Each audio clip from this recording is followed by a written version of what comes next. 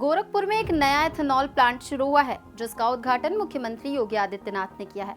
इस प्लांट के लगने से यहाँ के किसानों के जीवन में क्या चेंज होगा, इसे समझने के लिए सबसे पहले किसानों की समस्याओं को समझना होगा।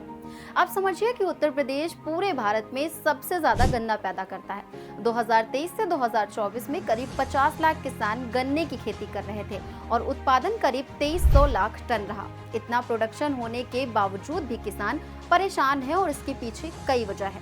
पहला कारण है भुगतान में देरी। शुगर मिलों की फसल मिलते ही किसान को भुगतान कर देना चाहिए, लेकिन ऐसा नहीं होता। जनवरी 2024 तक किसानों का 7000 करोड़ से ज्यादा बकाया था। दूसरा कारण है खर्च बढ़ता जा रहा है लेकिन प्रॉफिट नहीं बढ़ रहा। खाद, बीज, सिंचाई, मजदूरी सब महंगा हो चुका है, लेकिन फसल का दाम लगभग वही है। तीसरी परेशानी है पराली और बाय प्रोडक्ट का सही उपयोग न होना। गन्ने या अन्य फसलों की कटाई के बाद जो पराली या अवशेष बचते हैं, उनका कोई आर्थिक मूल्य नहीं है। किसान मजबूरी में उसे जला देते हैं, जो आगे चलकर एक और समस्या बन जाता है। और यही नहीं, जब हालात हाथ से निकल जाते हैं तो कई किसान आत्महत्या जैसे दुखद कदम भी उठाते हैं। एनसीआरबी के आंकड़ों के मुताबिक 2022 में 11,290 किसानों और मजदूरों ने आत्महत्या की, यानी हर दिन 31 किसान अपनी जान गंवा रहे हैं। इनमें उत्तर प्रदेश के 428 किसान भी शामिल थे। और दूसरी बड़ी प्रॉब्लम है कि हर साल अक्टूबर-नवंबर के महीने में खेतों में पराली जलाना आम बात हो गई है।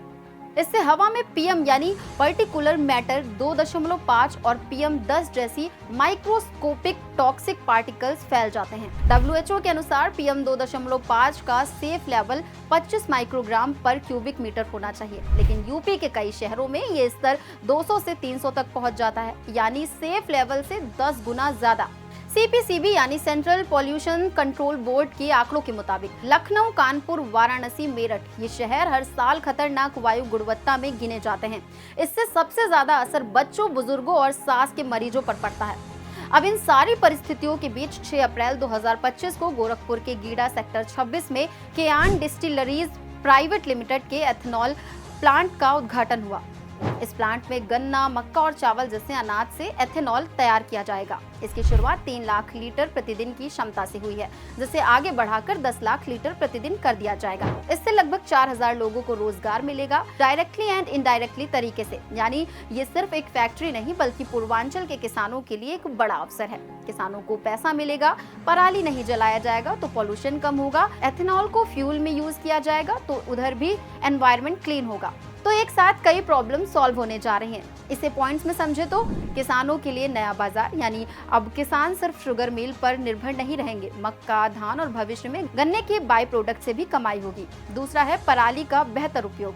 जो पराली पहले जलती थी, अब उससे एथेनॉल बनेगा, यानी न सिर्फ प्रदूषण रुकेगा बल्कि किसान को पैसे भी मिलेंगे। देश की ऊर्जा आत्मनिर्भरता। भारत का लक्ष्य है कि 2025 तक पेट्रोल में 20% एथेनॉल मिलाया जाए। इससे हम तेल आयात पर निर्भर नहीं रहेंगे और कार्बन उत्सर्जन भी घटेगा।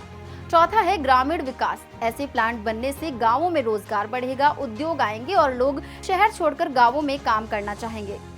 लेकिन अब जरूरत है कि ऐसे प्लांट सिर्फ गोरखपुर तक ही सीमित न रहें, बल्कि हर जिले में, हर राज्य में ऐसे मॉडल तैयार हों। अब आपकी बारी है, क्या आप मानते हैं कि एथेनॉल भारत के किसानों का भविष्य है?